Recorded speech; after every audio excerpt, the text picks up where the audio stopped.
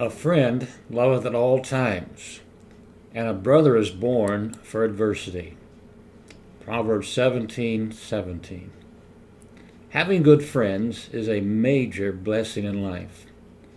They help you when you mess up.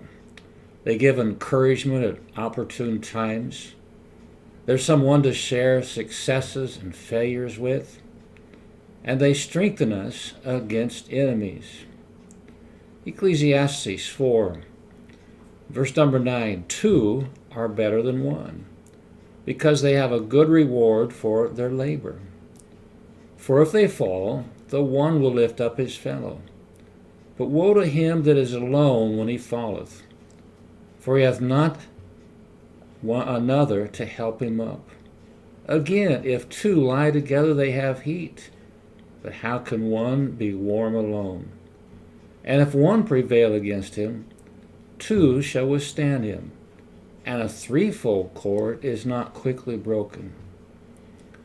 I was told very early in my Christian walk to cherish friendships. And the reason I was told was that they said they're rare to have really true friends. In fact, the person told me, said, if you have 2 or 3 in a lifetime, you ought to count yourself blessed. Well, I count myself blessed. This kind of friendship was enjoyed by David and Jonathan. There was no competition or envy between them, and they bolstered each other up. 1 Samuel 23:16, it says, And Jonathan, Saul's son, arose and went to David into the wood, and strengthened his hand in God. Many never know true friendship, and that is becoming even worse with our social media that basically hides the identity of people. Though they may have a friends list and people see their posts, authors and readers don't really form bonds of friendship. There are some practical matters in getting and keeping friends. I think first and foremost, one must show themselves friendly. It's exactly what Proverbs 18:24 says.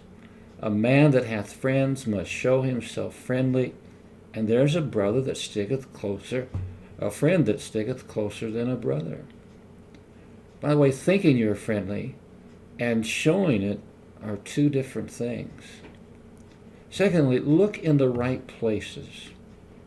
In the book of Psalms it says, I'm a companion of all them that fear thee, and of them that keep thy precepts.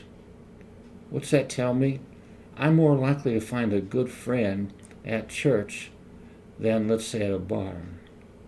Speak with gracious lips. People are drawn to a critic, are not drawn to a critic. In Proverbs 22:11 it says, He that loveth pureness of heart, for the grace of his lips the king shall be his friend.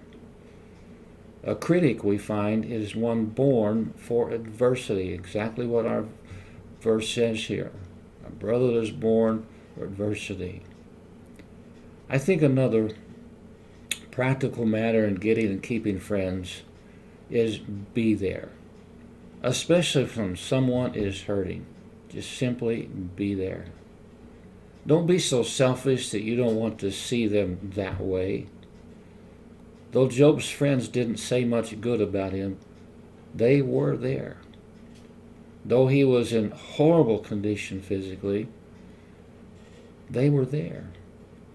If you don't know what to say, maybe it's because God wants someone just to stand by them at all times. A friend loveth when? At all times.